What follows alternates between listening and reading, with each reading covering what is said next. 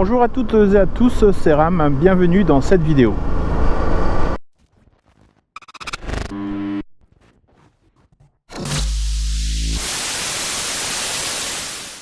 Alors aujourd'hui je vous présente l'essai de la Suzuki V-Strom DL 650 de 2005 et un test d'autonomie. Alors voilà, j'ai fait le plein. D'ailleurs, quand je fais le plein, je n'arrive jamais à obtenir la jauge entière à fond. Donc elle est sur 4 barres. Peut-être un problème du Suzuki V-Strom. Donc depuis que j'ai fait le plein, donc j'ai toujours mes 4 barres et je suis à 58,5 km. Et donc pour cette vidéo, vous comprendrez bien que je la tourne en plusieurs jours. Je vais pas me taper les 300 ou 400 km à faire pour la vidéo en une seule fois. Donc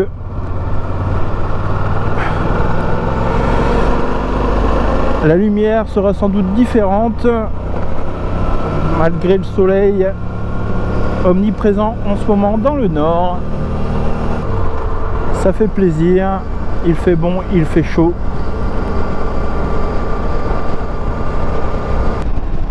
Alors pourquoi j'ai choisi cette moto? Tout simplement parce que en passant mon permis moto, je m'orientais sur un modèle de moto pas très cher, et puis en faisant des recherches sur YouTube de motovlogueurs, je suis tombé sur Histoire de rouler HDR, qui roulait donc en Honda CB500X, et il est passé ensuite sur le Suzuki V-Strom qui m'a beaucoup plu et qui correspondait notamment à mon style de conduite et de ce que je voulais en faire.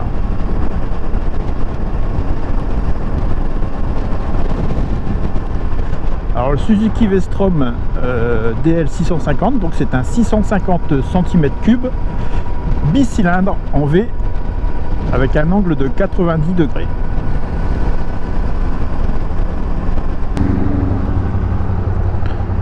Alors vous pourrez voir qu'avec donc mon test d'autonomie, le réservoir fait 22 litres. Donc il est assez imposant, ce qui donne un look assez imposant donc à la moto. Elle a exactement le même gabarit que le V-Strom 1000 de l'époque. Ce que j'aime dans cette bécane, c'est qu'elle est polyvalente, donc pour une circulation en ville, elle est parfaite, à bas régime, malgré des petites vibrations, elle est quand même très agréable, souple et facile à manœuvrer, grâce à son guidon qui est assez large. Pour ce qui est du guidon, justement, il est assez large, il tombe directement sous les mains. Et donc on a une position de buste assez droite, ce qui est très confortable même après de longues distances.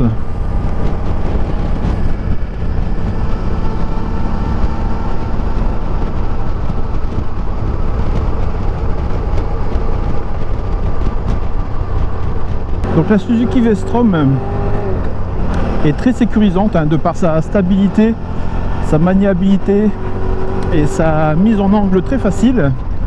Il n'y a pas besoin de forcer pour prendre de l'angle, elle y va toute seule.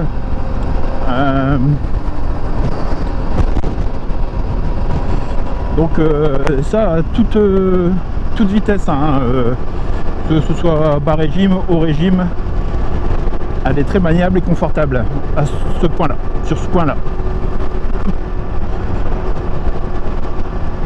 Pas besoin de forcer, ça passe tout seul.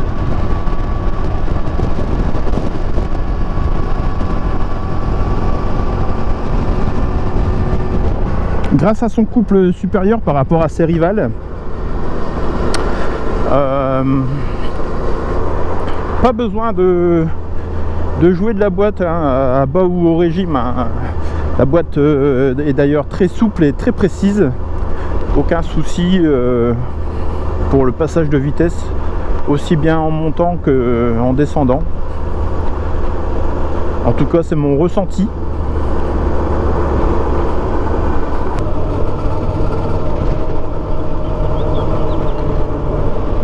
Alors les copains, en agglomération, je suis à 2000 tours, à 50 en 6ème. Et si j'accélère, bah ça repart quoi. Hein, je vais pas jouer le fou en agglomération, 50 c'est 50. Mais pour ça, pour vous dire que il y a du couple, même à bas régime. Ça part, alors faut pas y aller comme un damné non plus, hein, sinon ça va trembler de partout, mais en y allant progressivement et régulièrement, et ben ça repart facile.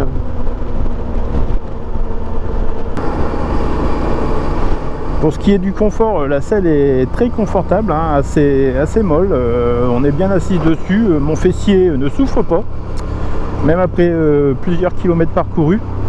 Les suspensions sont ni trop fermes ni trop souples. D'ailleurs, la suspension arrière est réglable grâce à une molette qui se trouve sous la selle. Pour ce qui est du freinage, ça freine pas trop fort, hein, c'est pas trop mordant, mais ça fait son taf, hein. Et puis comme je roule pas à des vitesses exagérées, ça me convient très bien. Il suffit d'être prudent et d'anticiper.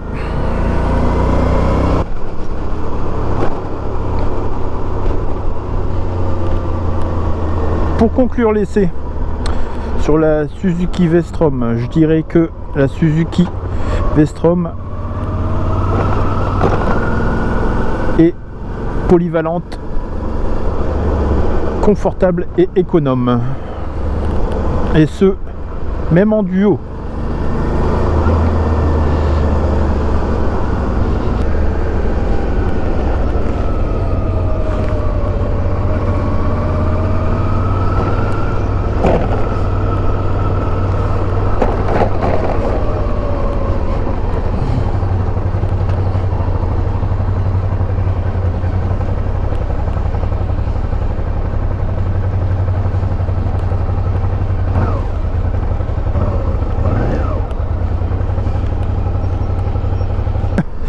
Au bout de 65 km,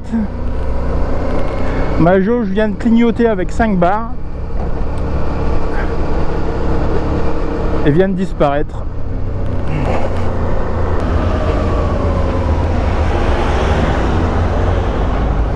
Ben alors,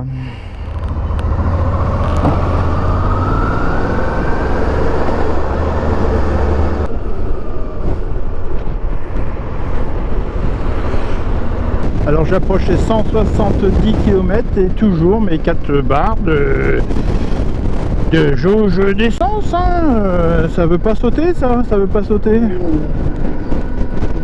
Ça c'était un gros bruit de Maserati, hein. Alors les gars, c'est exceptionnel. Ma 4e barre vient de s'éteindre et donc je suis à 194 km. Alors j'ai pas vu quand est-ce qu'on avait perdu la 3e barre de jauge, mais ça fait pas si longtemps que ça. On est à 286 km.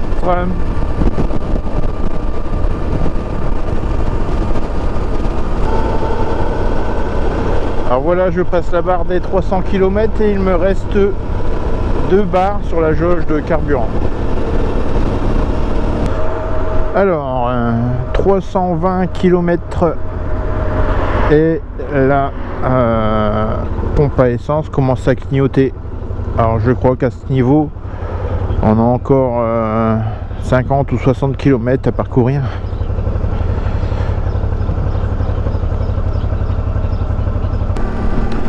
Alors il tombe quelques gouttes, mais bon, c'est pas bien méchant. Je poursuis mon test d'autonomie sur le V-Strom 650 DL de 2005. Donc le petit symbole de la pompe à essence clignote toujours. Il devrait passer ensuite au clignotement de la dernière barre de la jauge pour me signaler qu'il me reste plus que environ 50 km à effectuer. Et là je totalise 353 km. 354 même. Alors j'ai de l'essence dans le top 15 hein, mais je vais rayonner dans un secteur restreint. On ne sait jamais si j'avais un souci.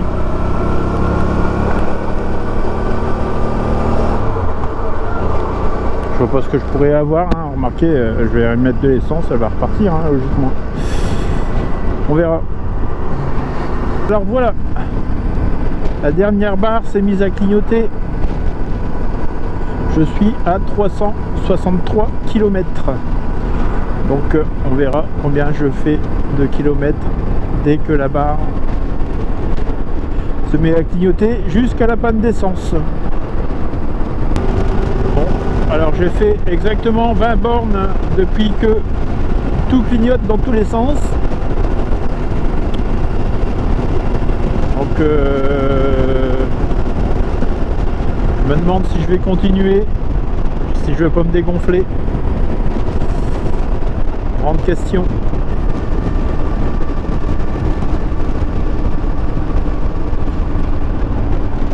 Bon après ce serait plus un test d'autonomie à proprement dit, donc bon.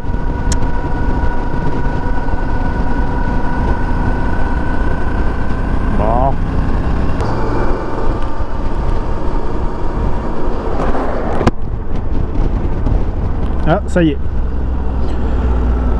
c'est la panne. 430 km. Oh bah nickel, j'ai de la place pour me garer. Alors, panne sèche, 431 km. 430,9 exactement. Et ben voilà. Et ben le fiston va attendre. Hop.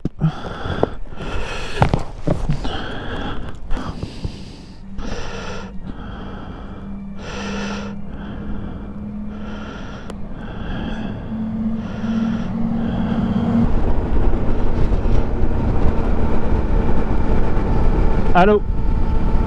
Oui. Oui, hein, j'arrive. T'es arrivé? Non, je suis pas loin, je suis à 5-6 km. Ouais. Ouais.